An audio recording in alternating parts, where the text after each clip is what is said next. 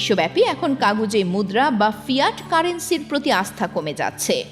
অন্যদিকে বিনিয়োগকারীরা বিকল্প হিসেবে স্বর্ণকে বেছে নিচ্ছেন, কারণ স্বর্ণের মূল্য কোনো সরকারের সিদ্ধান্তে বদলায় না, বরং স্বর্ণের স্থায়িত্বই একে বিকল্প মুদ্রা হিসেবে প্রতিষ্ঠিত করছে। অন্যদিকে বড় বড় প্রাতিষ্ঠানিক বিনিয়োগকারী ও কর্পোরেট হাউসগুলো এখন স্বর্ণে বিনিয়োগ বাড়াচ্ছে। এই প্রবণতাটি এক ধরনের সংক্রামক প্রভাব তৈরি করছে। একজন বিনিয়োগকারী যখন স্বর্ণ কিনছেন, অন্যরাও সেটিকে নিরাপদ সিদ্ধান্ত ভেবে অনুসরণ করছেন। ফলে বাজারে স্বর্ণের চাহিদা ক্রমাগত বেড়েই চলেছে, যা স্বর্ণের দামের ওপর ঊর্ধ্বমুখী চাপ সৃষ্টি করেছে। বাজার বিশ্লেষকরা ধারণা করছেন, এই ধারা অব্যাহত থাকলে আগামী বছরের শেষ নাগাদ স্বর্ণের দাম প্রতি আউন্সে $5,000 পর্যন্ত পৌঁছতে পারে।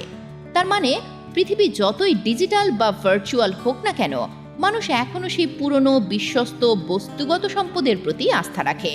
স্বর্ণনির্ভর নতুন মুদ্রা তৈরি করার জন্য চীন এবং রাশিয়া 2022 সালেই গোপনে 400 টন স্বর্ণ কিনেছিল। স্বর্ণ মজুদের এই পরিমাণ দিন দিন আরও বাড়ছে।